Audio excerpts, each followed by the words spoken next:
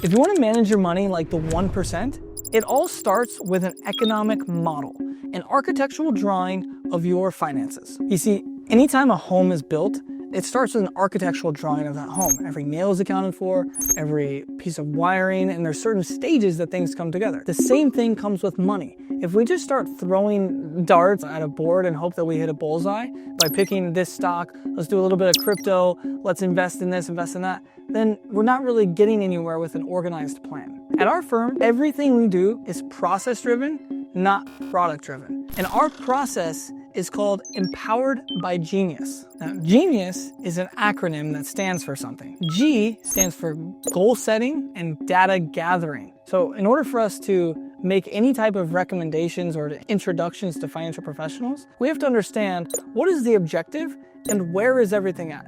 That's like going to the doctor, telling him you don't feel well, and he gives you an antibiotic. Could be the best antibiotic in the world, but might not be what you need. You might need life-saving surgery. So in order for us to make any financial decisions, whether it's for ourselves or for our clients, we have to get all the facts and get a clear picture of where we're going. When we get to the letter E, it stands for efficiency. This is where we put everything on a one-page model and we find all the efficiencies and inefficiencies in a person's world. N stands for navigating this model. And on this model, there are 10 financial rules that we teach and over 50 strategies. Not all 50 strategies apply to everyone because each model is different. It's like a thumbprint of your financial world. So let me give you an example of efficiency. Everyone talks about compound interest and how it's the greatest thing ever. Einstein said it was great, so it must be great.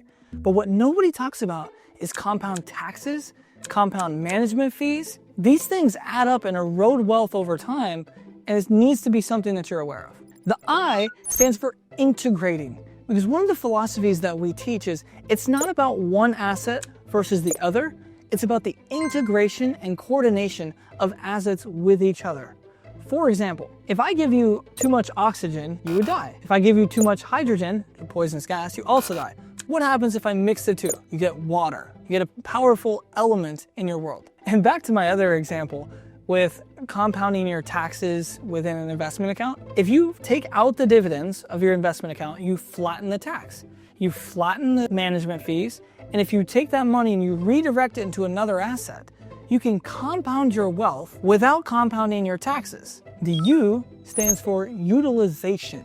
How do I use money to create a turbocharge effect? One of the rules that we teach is velocity of money. What does velocity mean? Velocity means speed, but velocity of money means how many turns of money can I get on the same dollar. So let's take a bank for example. Banks can lend on what's called a fractional reserve lending system, meaning for every $1 they have on deposit, they can lend up to 10 times that amount. So let's say you have $1 million on deposit in a CD, and the bank can lend out $10 million.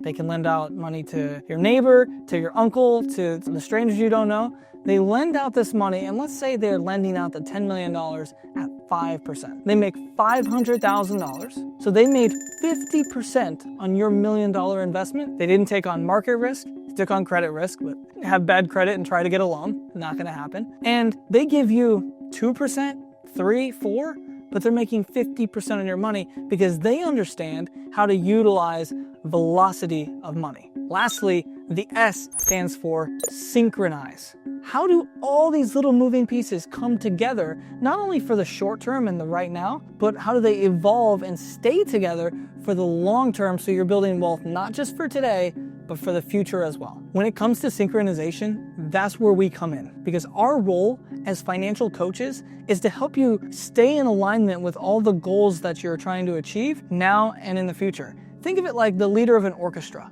We're not necessarily playing all the instruments, but without the leader of the orchestra, you have no music. If you want to see how this genius process could work for you, then here's what I recommend. Click the link below, answer the few questions, and book a call with our team. We don't try to sell everybody. Everything we do is about education. And so if we're not a good fit for you, then we don't have to work together. But if we can help you, we would love to be able to optimize your financial world and connect you to the right advisors that you need. Thank you for watching, and I want to leave you with this. Remember that it's not about one asset versus another.